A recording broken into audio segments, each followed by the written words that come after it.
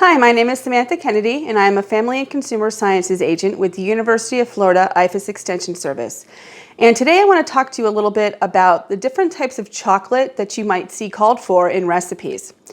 There are several different kinds of chocolate, and they're not all created equal. But here are just a few different kinds. This actually right here is semi-sweet chocolate that has been melted or tried to be melted in the microwave. And it's seized up, so it didn't melt properly. As you can see, it's really not supposed to look like that. This is actually what you should be using to melt chocolate, and this is a makeshift double boiler, which is basically just a glass bowl over a pot of boiling water. You put the chocolate in the bowl and you just stir it constantly until it melts. And so that's what it's supposed to look like. In the microwave, it just doesn't work out very well. Here we have what is called bark, and it's actually not really chocolate, it's chocolate flavored confection. So basically it's oil and sugar with chocolate flavoring mixed together. But you can use this to make all kinds of different kinds of desserts. This may look like a yummy chocolate bar, but it's actually unsweetened baker's chocolate. I don't recommend you actually taking a bite out of it. I did that as a kid and was unpleasantly surprised. So it's completely unsweetened, has a very, very bitter taste by itself. And so you'll see that sometimes. It comes in a package that looks like this. So it kind of looks like one of those fancy chocolate bars, but it is not intended to just be eaten like candy. This right here is cocoa powder. And you can see that, of course, it has a different consistency. It is a powder, obviously.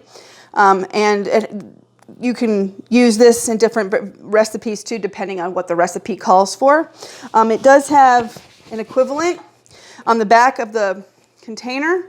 It has these handy equivalents here. So like you can take 1 tablespoon of cocoa powder and add it to a tablespoon of shortening or oil, and you get the equivalent of 1 ounce of unsweetened baking chocolate. So if you didn't have this and you had this and some shortening, you could kind of make a substitution for unsweetened baking chocolate.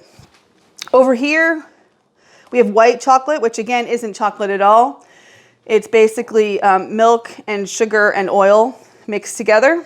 So it tastes completely different from regular chocolate. But you can also melt it the same way in a double boiler that you would like the other kinds of chocolate. And I like to use this when I'm making like a peppermint bark at Christmas time. This is a good kind of chocolate to use. But it's, again, not actual chocolate, but they just call it white chocolate because it comes with the same kind of like fats and stuff that are in chocolate.